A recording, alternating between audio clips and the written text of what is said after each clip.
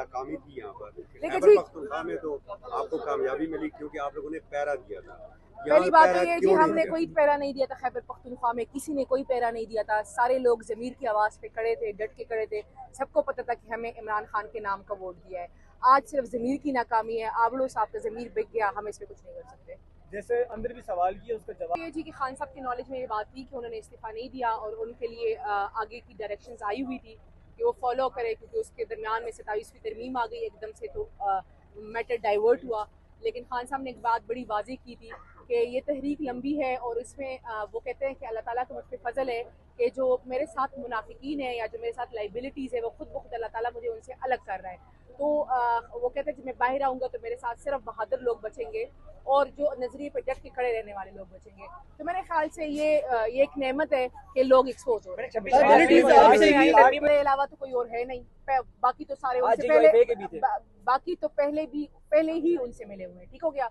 26वीं तरमीम थी, सिर्फ हम अपोजिशन की साइड पे थे, बाकी तमाम पार्टियां एक साइड पे थी। मौलाना साहब ने भी उस टाइम बोर्ड दिया था जो आज मौलाना साहब ने भुगता है कि वो बाहर चले गए और पीछे से उनकी पार्टी लूट ली गई है। और हम शुक्रगुजार है कि 27वीं तरमीम में मौलाना साहब ने असूली मौक़िफ़ इख्तियार किया और हमें ये एक दुख है कि काश 26वीं तरमीम में भी ये असूली मौक़िफ़ इख्तियार करते तो बात 27वीं तरमीम तक ना आती। लेकिन चले, उन्होंने 27वीं तरमीम में भी एक वाज़ेह मौक़िफ़ इख्तियार किया, हम इस पर उनके शुक्रगुजार है।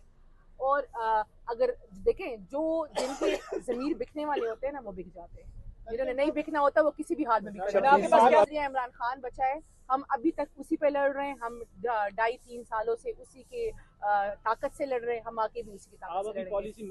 खान साहब ने महमूद खान अचकज़ई साहब और अल्लामा नासिर साहब को लीड दी है, वो फैसले करेंगे, हम उनके फैसले मनोअन अमल करेंगे। जिस तरह आज हमने किया, जो उन्होंने हमें रोड मैप दिया उस पर हमने उसी तरीके से एहतजाज किया, बोले भी और आगे भी हम पुरअमन एहतजाज करेंगे। ये नहीं हो सकता कि हम पीछे बैठ जाएंगे, चुप करके बैठ जाएंगे।